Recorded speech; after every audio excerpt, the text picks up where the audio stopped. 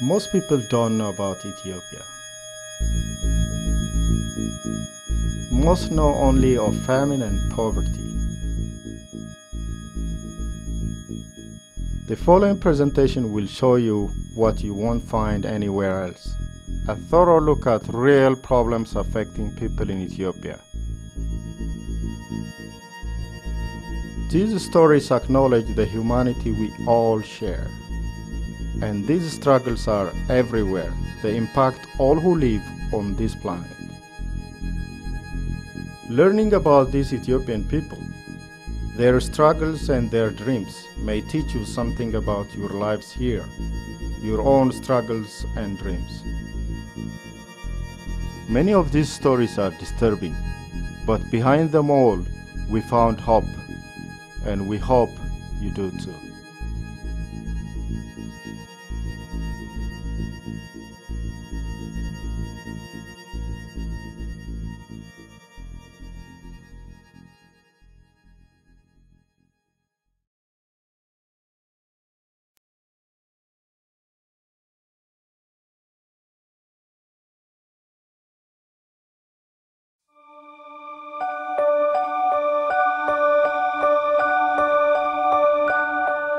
ትልቅ ደረጃ ደርሼ እንትን ሰዓሊ ምናምን ያሰብኩት ላይ ደርሼ ሰዎችን ረድቼ ከዛ የረዳሁበትንም ዋጋ ስለሚሰጠኝ ከዛ እንደዛ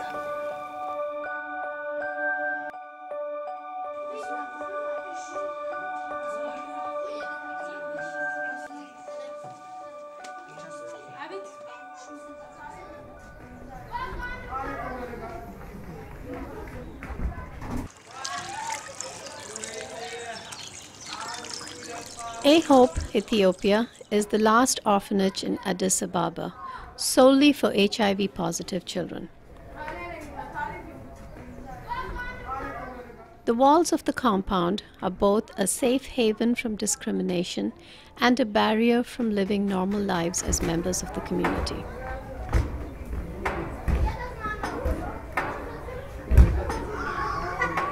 Rahel Nunu is one of the oldest children. She has no hope for adoption and often worries about her future outside of Hope.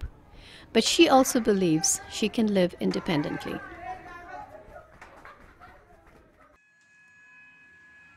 ወደ ተሻለ ቦታ ስል እዚህ ኑሮን አይቻለሁ እንደ ቤተሰብ ምናምን መኖር ባለፈው እንዳልኩትና አላሜ ላይ ለመድረስ ለመማር Rahel got here when she was, I think, 4. She has her mother, and she's living in Jimma, which is in the western part of Ethiopia. And she has also 3 siblings, 2 boys and 1 girl. So basically I can say the reason her mother gave away Rahel is economic. አይነግሩኛል ግን አላቃቸውም እነሱ ራሱ አንዳንዴ ሰማኛልም እሷም ካኒ አስበልጥ እሷን ያሉን ልጆችን ስላሳደገችም ደስ ይለኛል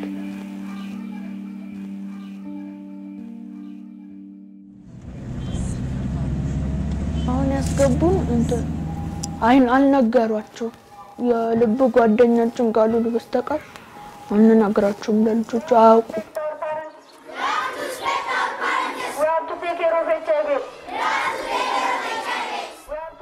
እዛኛም አብረናቸው እንዳያውቁብን አብረናቸው እዛው እንተንላለን እንማራለን We have life skill trainings that will help them understand about the virus, about the medicine, about their status, how to live a positive living, and there are health education, and so many topics are covered in those manuals. ሰጣን ስለ HIV ምን ማድረግ እንዳለብን አድሎና መድሎ ስለ ሶስቱ የመህቆች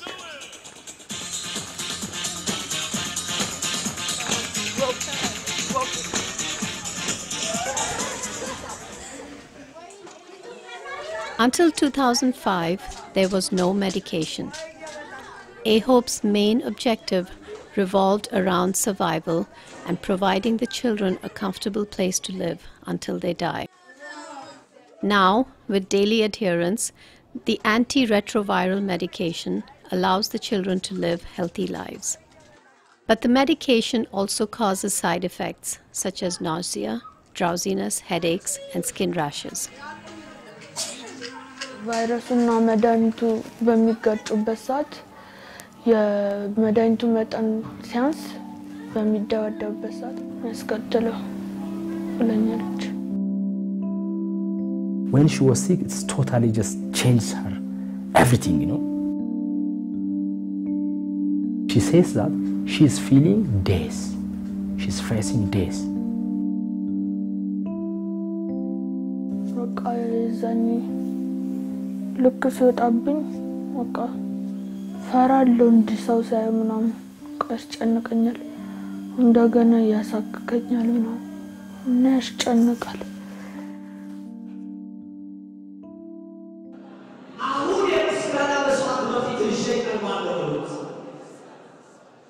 በቃ እኖራለሁ መጨረሻ ላይ ሞታለሁ እያስባለሁ ለዚህ ለምን ተፈጠርኩ እላለሁ አንዳንዴ። ከዛ ሳነብ ደግሞ እንትን እግዚአብሔር የፈጠራችሁ ለአንድ ዓላማ ስለሆነ እንደገና ደግሞ እግዚአብሔር ለዓላማ ስለፈጠራችሁ ያንን ዓላማ እንትን ተጠቅመን እንደገና ደግሞ ራሳችንን እንደመፈተሽ እንዳለብን። In 2013, there are so many documents that are needed if anyone wants to proceed with adoption. But with regard to Rahel, she doesn't have those documents. She might not be adopted, but I think she can be whatever she wanna be. ተስፋ እንዳልቆርጥም ጸልያለሁ። ተስፋ እንዳልቆርጥ ጸልያለሁ። ሌላ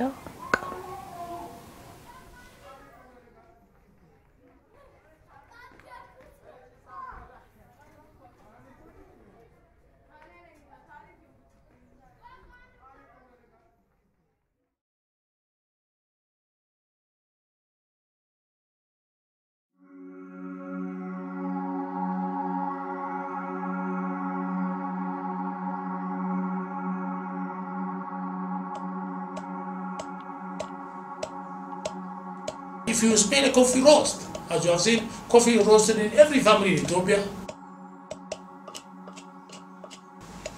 Even if he doesn't know the people, since he has smelled the coffee, he has the right to come and sit down and drink the coffee there.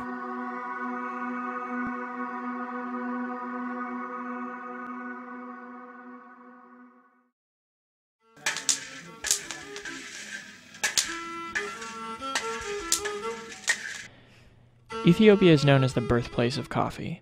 Legend suggests that Kaldi, an Ethiopian goat herder, roasted coffee beans for the first time during the 9th century, after he discovered the energetic effect the bean had on his herd. After grinding and roasting the bean, he became the first person to drink a cup of coffee. Ethiopian households and businesses consistently feature the traditional coffee ceremony arranged in a corner, with grass lining the floor and a woman dressed in traditional white garments tending to a jabina, the traditional clay coffee pot. However, times have changed since that afternoon with Kaldi in the countryside. Ethiopian culture still revolves around coffee, but the industry has struggled to thrive or even sustain itself. Coffee is a more than $3 billion industry in Ethiopia, making it the largest export product from the country. However, before building partnerships such as the Ethiopian Commodity Exchange, the country's coffee industry made itself susceptible to exploitation from around the globe from coffee conglomerates in the West, such as Starbucks.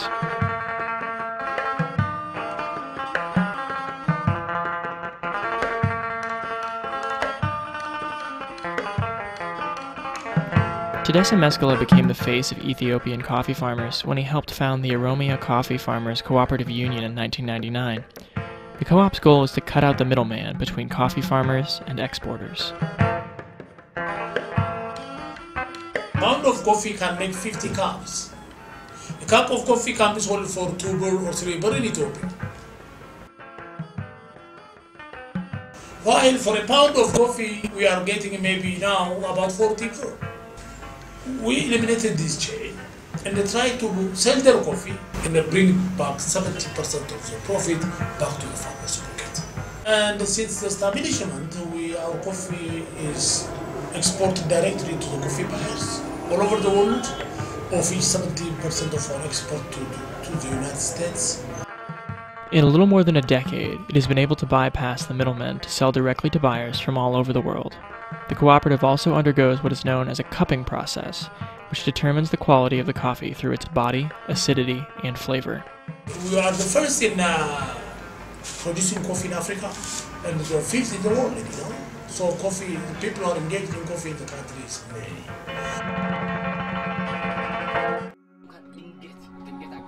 While the industry as a whole may seem like it is progressing, it's still leaving many Ethiopians behind.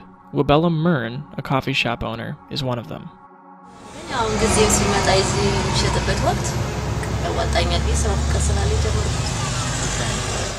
In the back of her 16 by 20 square foot coffee shop is a double-sized bed. Only a gold curtain separates her work from her home. Like many women before her, Mern left Ethiopia 5 years earlier for a job as a domestic worker in Lebanon, and later, Dubai.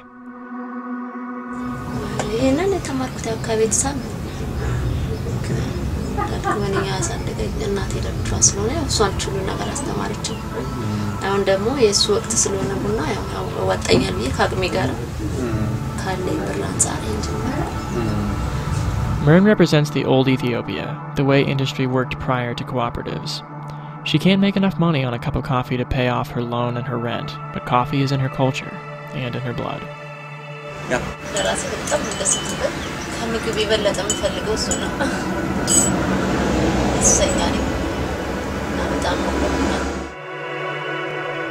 After returning from the Middle East, Mern has no choice but to make a living on her own. She earns 5 birr, or about 12 cents per cup. In order for Mern to break even with her business, she would have to bring in at least 80 birr, the equivalent to about $4. Despite long odds, Mern and Meskala represent the optimism throughout Ethiopia's coffee industry.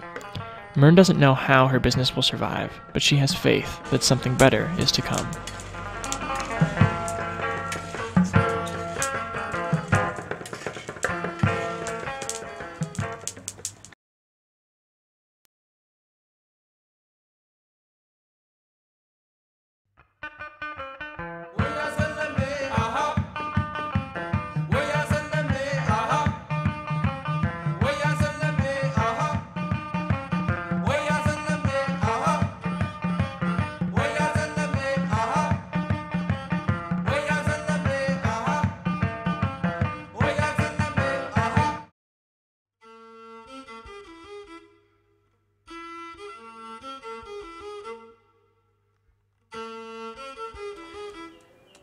Brani Chades spent his childhood as a runaway and became a thief surviving in the streets.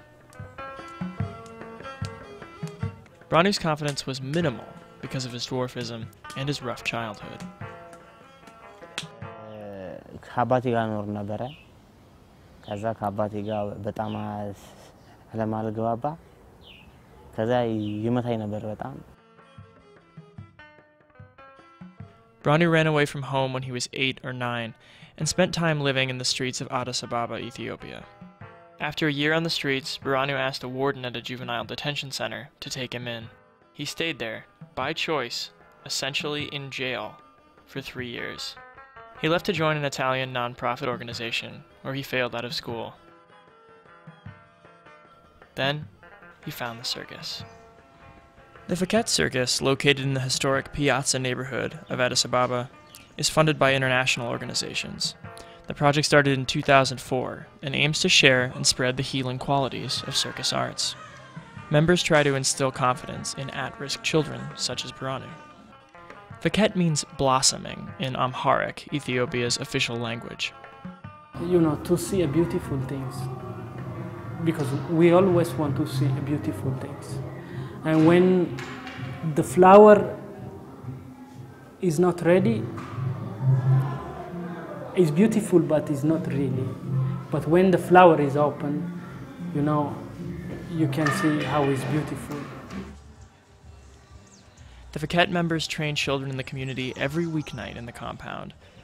Most of the children are from the impoverished neighborhood, and some live and eat on the streets. Many don't go to school. This place is beautiful.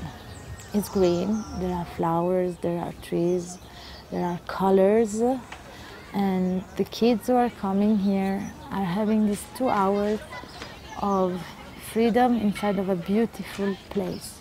So it's really important for them to feel well. Because when you go in their house, it's dirty, everything is broken, and they have the right also to be inside of something beautiful. More than a dozen men at Ekes spend their days and nights living and working together. The only rules are no fighting, no smoking in the building, and always be peaceful. Temesgen Girma came from the western edge of Ethiopia, where he ran away from home to find education and escaped an Addis family that tried to enslave him in the Middle East. He hopes to see his parents again one day, but he says he already has brothers and sisters at Ekes. We are like families, you know. Here we are like brothers, like family. We are one family, you know. No, we here, we work together, we sleep together, we enjoy together. It's like it's brothers. All are my brothers in here.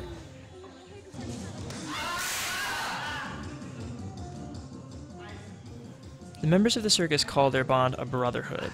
When a member left to pursue education, the other members paid for his college tuition. Many of the Ekes members were homeless, such as Branu, or orphans before finding the circus. Brani started training with Ekes when he was 14 years old. He's now 21 years old. No, he couldn't speak with the people. He was making like, he cannot make a word. It was really hard for him to have a conversation, and it was always like this. He was doing always, he cannot see you. Dereje worked with Branu and built his confidence, showing him how to use his height to his advantage. Dereje found that Branu was especially good at entertaining children.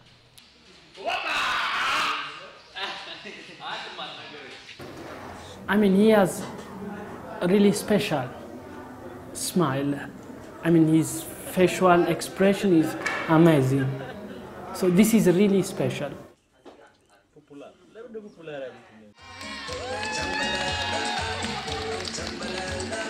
The Ekes performers who were once street kids themselves hope to stop the cycle with the kids they train by building their personalities and confidence. If you give some money for a kid, he will buy shoes, but these shoes after a while get spoiled, and he's again from the beginning.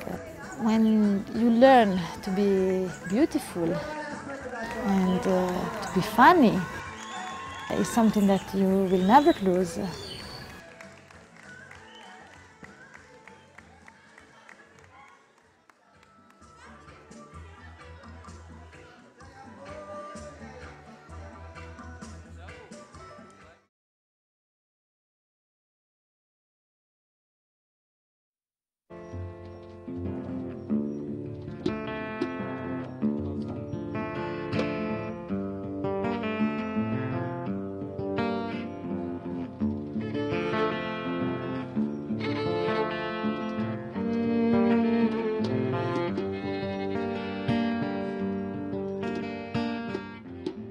It's very clear that whenever there is poverty, there will be blindness, and blindness will cause to poverty. There is a vicious cycle.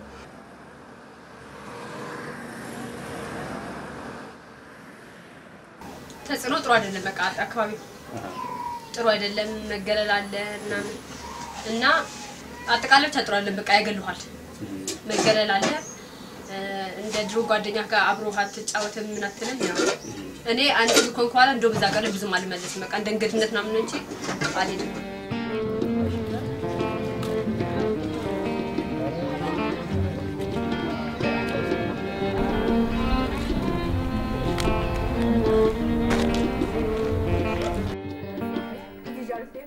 Fatih Tilam is a 27-year-old blind woman living in Addis Ababa.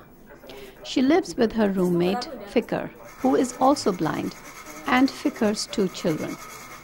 Because they live in Addis Ababa, their home is expensive and costs the equivalent of $34 per month. Fatih became blind at age 7, shortly after she and several of her classmates contracted smallpox. Out of 12 children, she was the only survivor.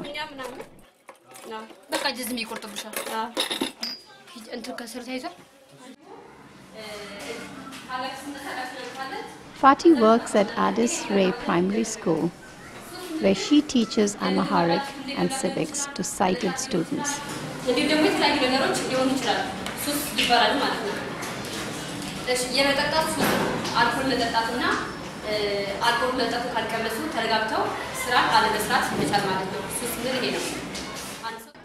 She is also the school counselor, so the students feel very close to her, but otherwise treat her like every other teacher.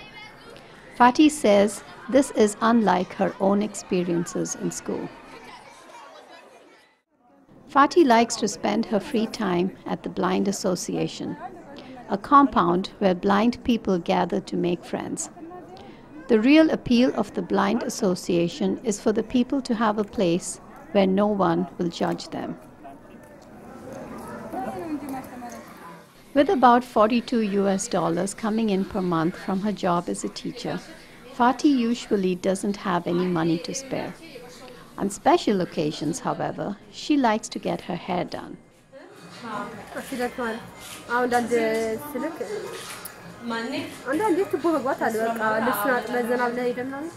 የምትገባበት ጊዜ አለ የዝናብ ጊዜ በጣም ያስጠላል በጣም እንቀሳቀስ ምክንያቱም አገሪቱ ትንሽ የመንገድ ችግር አስተካክለን እና ደሳል ያ ብዙ ጊዜ በራስ ልትንቀሳቀስ አይነት ነው በራሳችን እንቀሳቀስ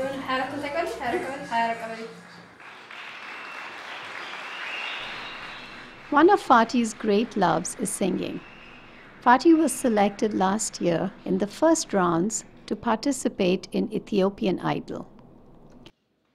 Fatih, እንኳን ሰላም መጣሽ እሺ እንስማሽ እሺ ቀጥሽ አትማል አትማል አትማል መሐላ እስኪ ምን ይጠቅማል አትማል አትማል አትማል ፍቅርህን ድርጊት ይገልጸዋል የኔ ፍቅር Fatih was voted off in the second round. The judges said she hadn't practiced enough. እኔ በነገር ላይ ጸባዬ ማለት ነው በጣም ተናዳጅ ነኝ በጣም ጨዋታ እወዳለሁ በቃ ሁለቱም እኩል ናቸው እና ከተናደድኩኝም ቶሎ ይበርዱኛል ደስ የሚል ማለት ነው ግን በጣም ቶሎ እናደራለሁ ቶሎ ሰውንም ቶሎ እናደራለሁ ቶሎ ደስተኛም ነኝ ማለት ነው ለሁሉ ነገር ቶሎ ነው በቃ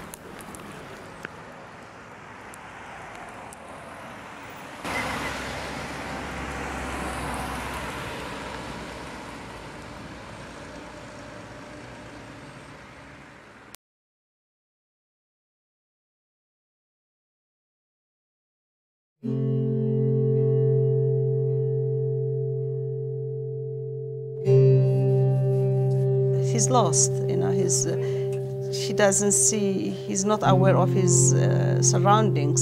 He doesn't look at you, he doesn't have the eye contact. He doesn't have, he's not interested to know people. But I'm sure deep inside he wants to.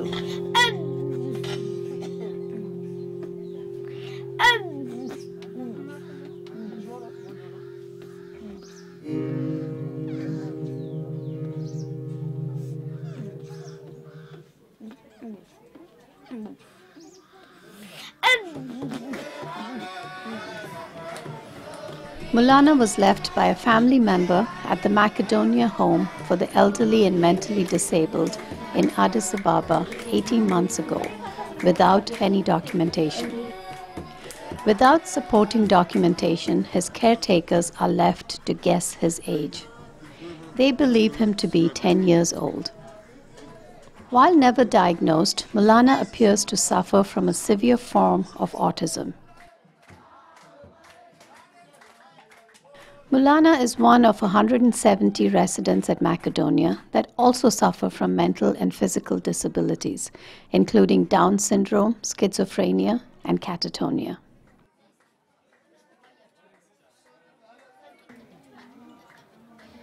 Mulana is fully dependent on his caretakers. They feed him, change his diapers, and bathe him.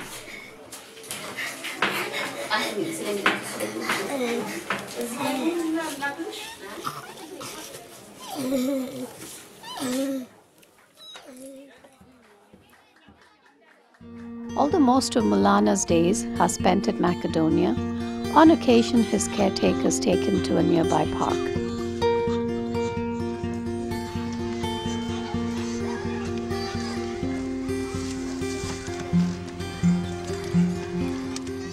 Mulana's untreated form of autism causes restlessness, and when not under the control of a caretaker, Mulana runs around without any attention to his surroundings.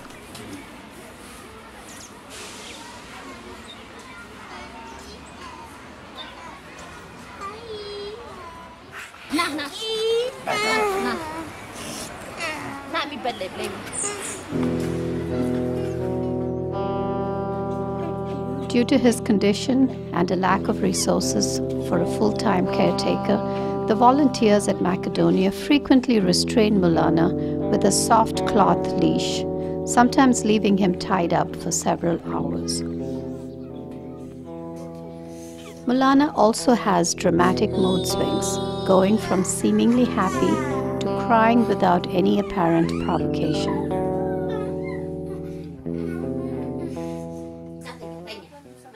Without therapy, Mulana's life will be a sad one. As his body grows and becomes stronger, so will his restraints. Current manageable childish outbursts will become dangerous. This will lead to further isolation. Poverty forces hard decisions to be made. The people of Macedonia know this better than most. The therapy that would help Mulana costs $150 a month. At Macedonia, that same $150 could be used to feed, clothe, and shelter 5 people. Here we're trying to do something for those children. Those children who are being forgotten, those children who are kept in dark rooms, those children who the world forgot them. This is one world now, and we need to support each other. We need to help each other. We just can't leave, others without getting what they deserve, and one get too much. So we have to balance those things.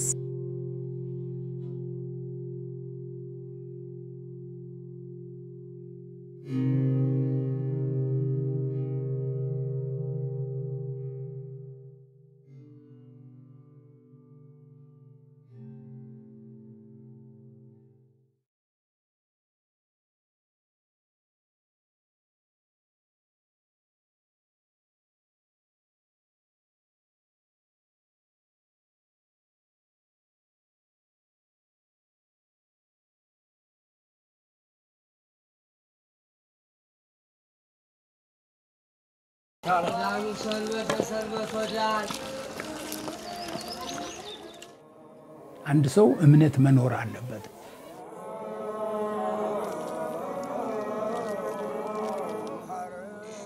ጸሎቴን በማደርግበት ጊዜ ለአንድ ሰው አይደለም፣ ለማንም ሰው ለታመመ ሰው ሁሉ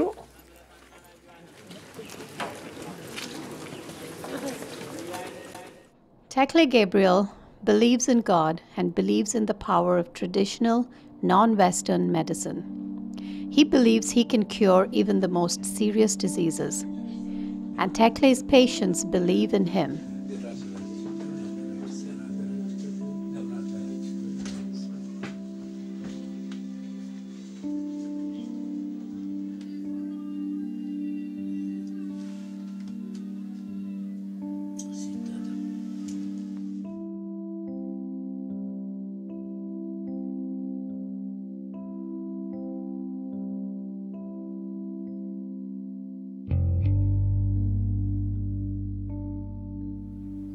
በቃ ይሄ ነው ምንም ያለ ሌላ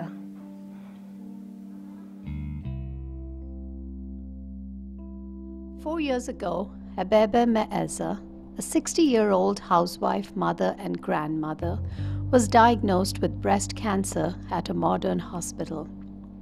Rather than resorting to expensive and drastic chemotherapy and surgery, she instead turned to traditional medicine, a practice grounded in faith and religion. የምፈልገው እግዚአብሔር እንዲምረኝና ንጹህ እንደሆነ ይሄን በሽታ እንዲምረኝ ነው ሌላ ምንም አልፈልግም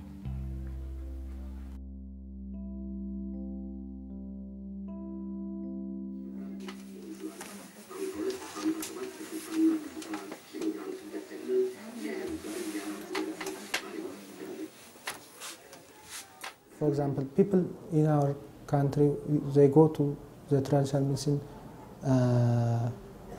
one, because the modern medicine is not accessible easily, maybe expensive, so the traditional medicine is very much less expensive, easily accessible. ሊቀ ካህናት ሆኖ በምትበልጠውና በምትሻለው ለእጆችም ባልተሰራች ለዚህ ፍጥረት ባልሆነች ድንኳን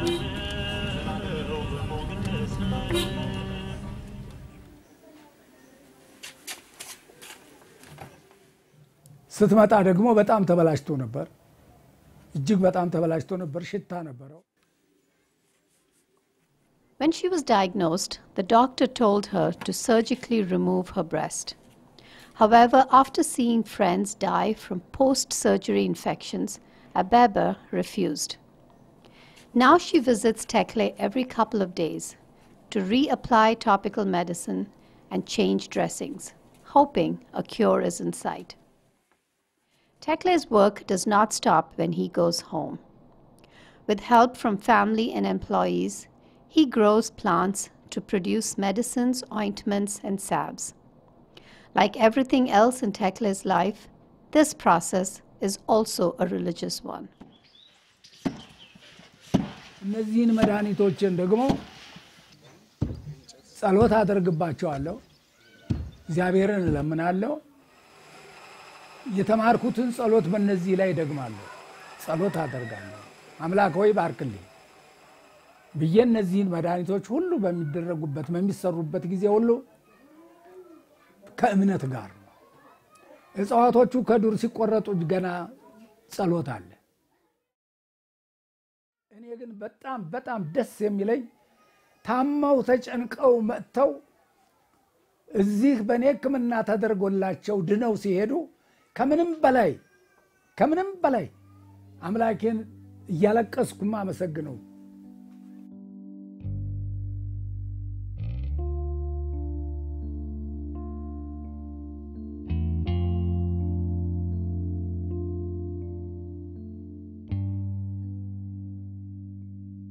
Modern doctors, using Western medical practices, told Abebe that a complete cure is not possible, especially without chemotherapy or surgery. But that does not shake her faith. ማንም ኃያላን መንግስት የማይችለው እግዚአብሔር ነው የሚችለው የትም ዓለም የትም ዶክተር የትም ስፔሻል የትም አገር ዓለም የትም ሰማይ ጨረቃ ቢወጡ አለ እግዚአብሔር አይሆንም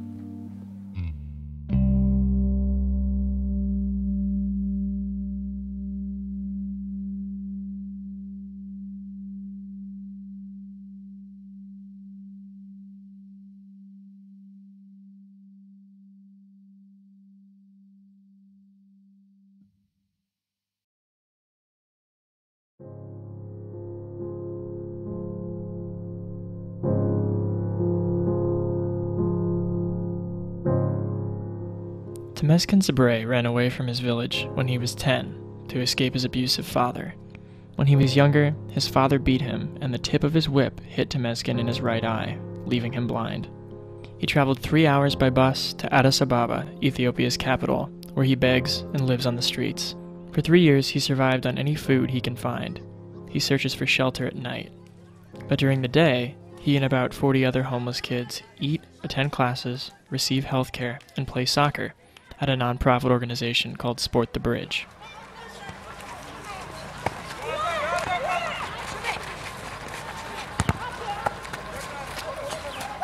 Why don't you are working with street children and you don't have a bed, you don't have a shelter, and so you teach full day good things to the children, and then they go to the street and they spoil what they learned here. So this is in fact the first question we are asked. But with a small amount of resource we can reach many.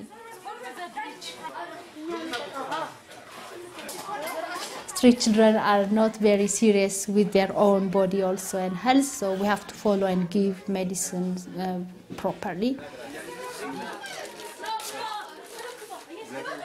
They get breakfast and lunch, and the food has to be prepared very well. This is our concept. ሐሙስ ደግሞ ስጋ ስለሚበላ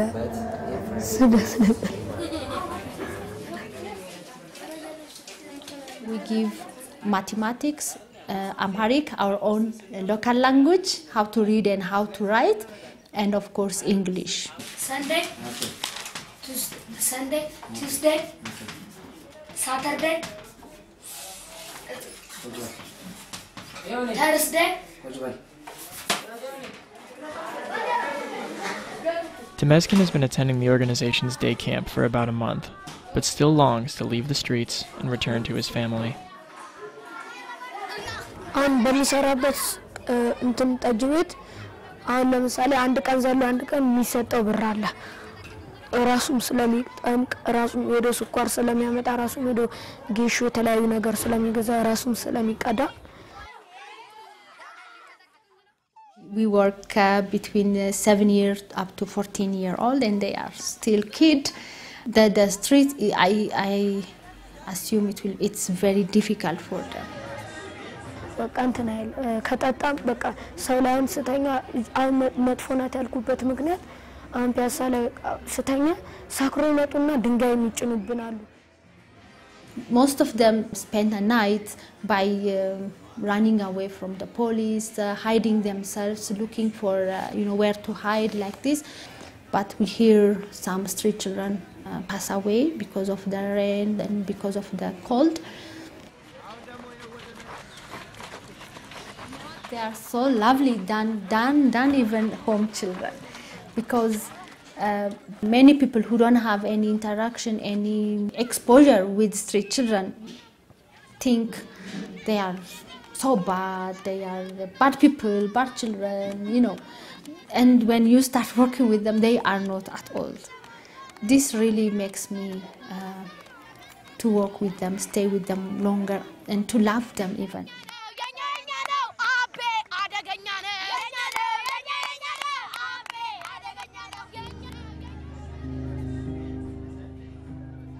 አሁን ጎዳናት ምንም አይሰራልኝም ለኔ ግን እኔ አዲስ አበባ ገንዘብ ይታፈሳል ስለተባልኩ ተሞኝቼ መጥቼ ነው አሁን ሌሎች ባይመጡ ደስ ይለኛል እና አገር ይሻላል ይታፈሳል ተብሏል እንሂዳሉኝ ከዛ በኋላ እኔም እሺ ብዬ መጣኝ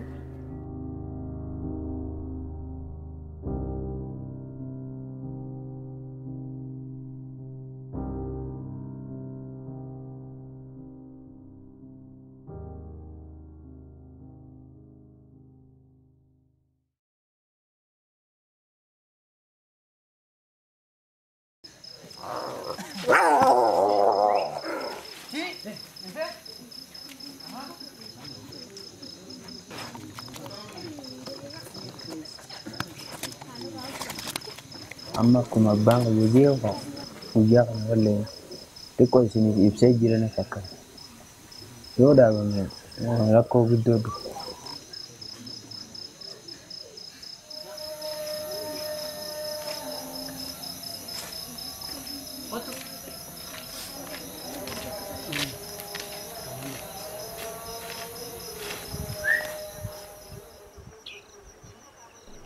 During a time of great famine 200 years ago, hyenas were attacking people. According to the legends, in an attempt to appease the hyenas, the Harar people began to feed them. In return, they stopped attacking and instead allegedly began to protect the people from evil spirits.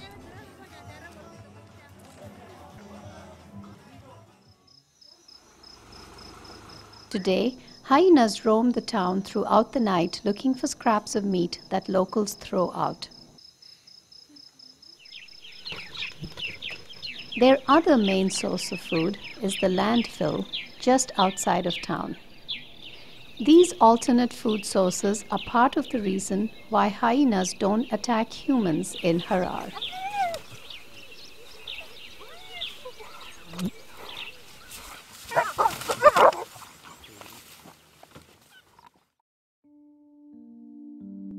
They have a habit of attacking people by biting the head.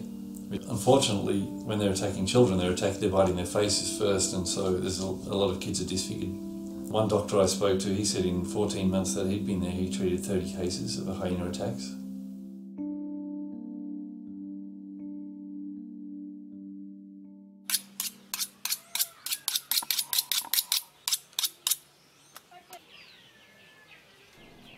Each day, Abbas Yusuf Mumeh prepares meat to feed to the hyenas before calling them in by name.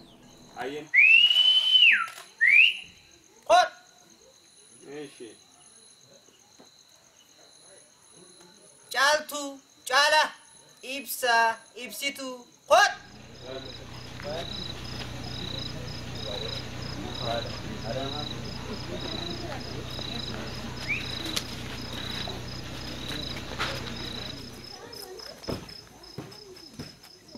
While Abbas's father started the feeding to protect his cattle, it has grown into a tourist attraction.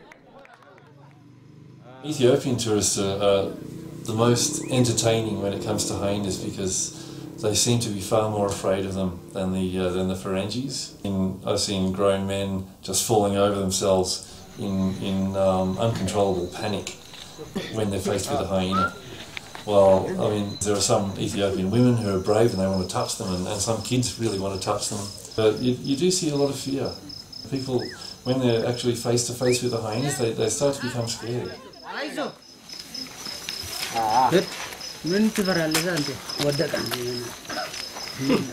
be honest, I didn't really know what to expect because I think that we generally have pretty negative ideas of hyenas, probably the Lion King or something. But anyway, I definitely imagined them being more ferocious. But as soon as I saw them, they look kind of friendly and fuzzy and not nearly as ugly and awful as I imagined. So still having something that big pounce on your back is a little bit overwhelming, but I feel like I have much more positive connotations now, impressions of them.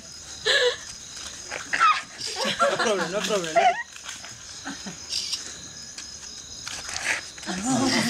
Anyway, see, it was fine. So the Hararis and the people in the region, they have a different way of conceiving of wildlife. So they don't see them as objects in the landscape to be managed. They see them as neighbours, and so it's not a matter of we can control the numbers of hyenas or affect how they live or manage them. Instead, they see them as neighbours with whom they're socially engaged, and so they have obligations and responsibilities towards the hyenas. And then the hyenas in turn have responsibilities and obligations towards them. So it's a different way of conceiving of wildlife. Haxura kana jala akka ciciise mana kana keessa seenee akkuma isin agartan sanu mana kana seenee maaliif seenee nyaata kana amantiin irraa qabaateetii misila amantii qabaachuu baate mana kana seenuu dhiisi ala sanittuu nu wajjin jiraatu jeen amantii walirraa qabaanneeti walamannee wajji jiraachuu jirraa jeen bineensa kana wajjin saniifin jaaladha jeen.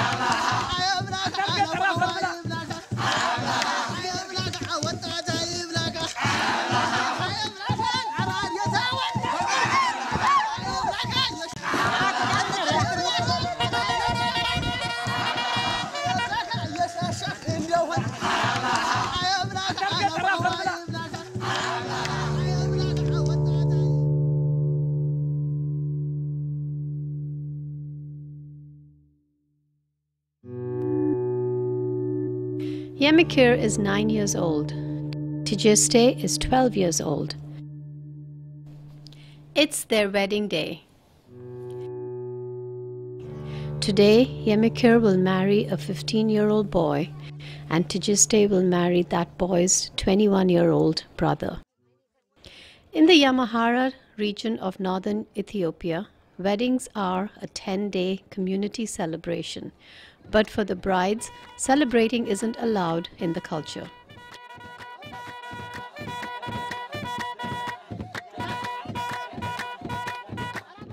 During their wedding, brides are supposed to remain quiet and shy. They rarely speak and usually remain hidden under their shawls.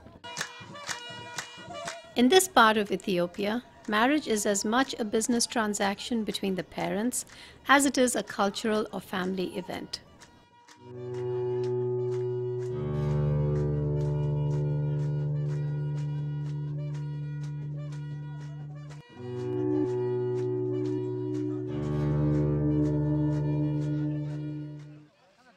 The majority of the wedding feast spills into the middle of the village under a tent or tarp. The first few days of the wedding, the brides eat and sleep there, unable to leave. Later, while dancing and singing, the best men carry the brides into their new husbands' homes, officially welcoming them into their new families. Although child marriage is illegal in Ethiopia, many rural areas, like this one in Amhara, choose cultural traditions over national law to marry off girls as young as 8 or 9 years old. After the wedding, Yemekir will go home to her parents. At 9 years old, she is not considered old enough to live with her husband and begin her life as a wife or as a mother. Tijiste, at 12 years old, will leave her family behind and move in with her husband 2 months after the ceremony. Her husband's family believes she is old enough to be a woman, old enough to be a mother.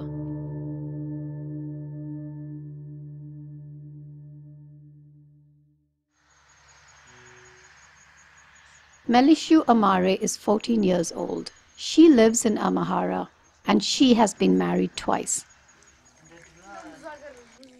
Early marriage is deeply rooted in rural tradition in Ethiopia, perpetuated by poverty and a lack of education and opportunity. The International Center for Research on Women reports that the Amhara region has one of the world's highest rates of child marriage, where 74% of young adult women were married before the age of 18. And not many of those child marriages are successful in terms of economics or happiness. Amhara has one of the highest divorce rates in the world. አዋቃለሁ፣ ጋግራለሁ፣ ወጥ እሰራለሁ፣ እሳታለሁ። Melishu dropped out of school after 3rd grade. Since then, she spent her days as a homemaker and wife instead of being in school. Melishu says her first marriage ended because her husband's stepmother disliked her. Her husband would beat Melishu when his mother would tell him that she was lazy. When Melishu told her family about the abuse, they rescued her from the home. After her divorce, Melishu moved in with her sister. She didn't want to get married again, but she also didn't want to be a burden to her sister's family. So she married her brother-in-law's cousin. Melishu and Shamble have been together for a year, and although they say they are happy together, their marriage isn't economically viable because they don't have a farm of their own. መሬትማ ይኸው ዛሬ ቀደም ስለተጠየቁ አልሰጥም ልጁን በዚሁ በሰው ቤት ስላለ በዚሁ በሰው ቤት ይሁን እንጂ ልጁን አናስጠካም አንሰጠውም ስላሉ ይኸው የግድ መፋታት ነው ያለብን። Without any land to sustain them, Melishu's family may force the couple to divorce. Melishu says part of her wants to run away if her family makes her divorce shamble.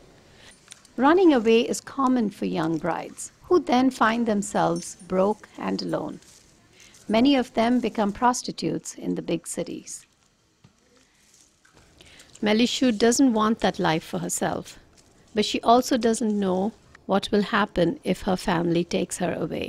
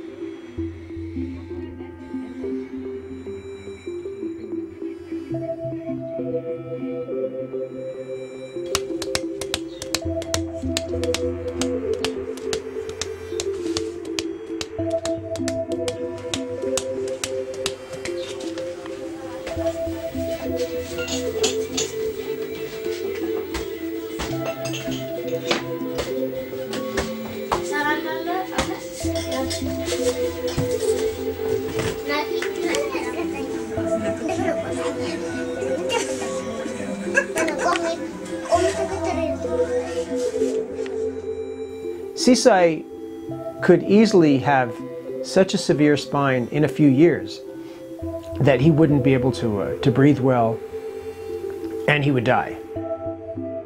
Sisai has juvenile scoliosis. He's probably going to need traction, which means they're going to drill 4 holes in the skull and stretch him. Stretch him when he's sitting, stretch him when he's standing, and stretch him when he's lying down. And the problem is his chest needs to be able to expand, otherwise he's going to be left with the lungs capacity of a 7-year-old for the rest of his life.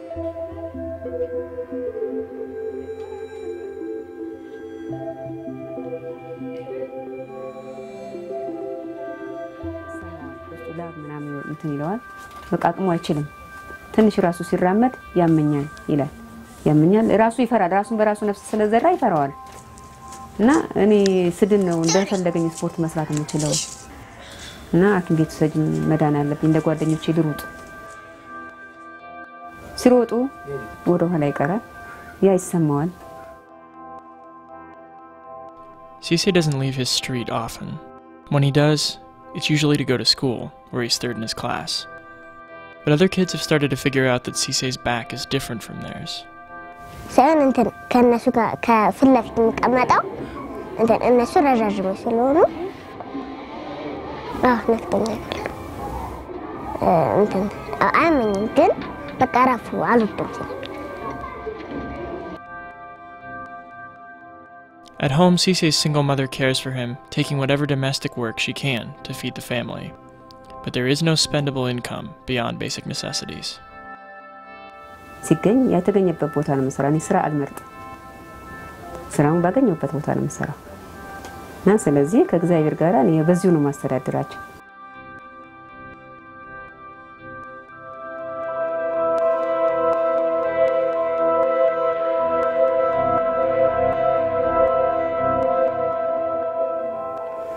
አዎ መቼም ሰው ሳይጨነቅ ስንት ነገር አለ በኢትዮጵያ ላይ ሲሳይ በልጅነቱ ቆንጆ ነው ይጫወታል ምን ይላል በቃ እኔው ነኝ ያሳደኩት ምን ግን አሁን ተታመመ በኋላ ያለብኝ በቃ አልቅሽ ይለኛል አልቅሽ ይህን ሲያይበት አልቅሽኝ አምላኬ ምን በድዬ ነው እንዲያረክብኝ እያልኩ ነው። The American doctor runs clinics across the city multiple times a week. This was Cisse's first trip to see the doctor, and he was one of more than 60 patients that day. In 2006, I got 20 new spines. 2012, I got almost 300. Realistically, aid given through this clinic is Cisse's only hope. His mother could never afford the surgery, and stories of botched spinal procedures by Ethiopian doctors are commonly heard around the clinic. Cisse is one of thousands in this situation. And these kids are walking around. They have some quality of life, they're enjoying life, they have friends, they may be teased by their classmates, but they inspire me, the way they keep on going.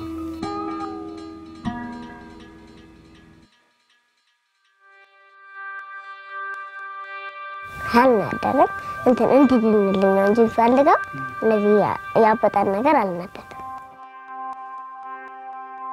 ሳንኔ እንትን ቁመቴ እንዲረዝም ፈልጋለሁ እና እንትን ይሄኛው ከተሻለኝ ስለሆነ እንዲሻለኝ ፈልጋለሁ። After spending 6 hours in the waiting room for a 10-minute examination, the doctor told Cisse to get a passport. He's scheduled to travel to Ghana for a potential surgery before the end of the year. The surgery is dangerous and will require a long recovery. He will likely be apart from his mother for 3 months. This will be the start of Cisse's long journey toward a straighter spine.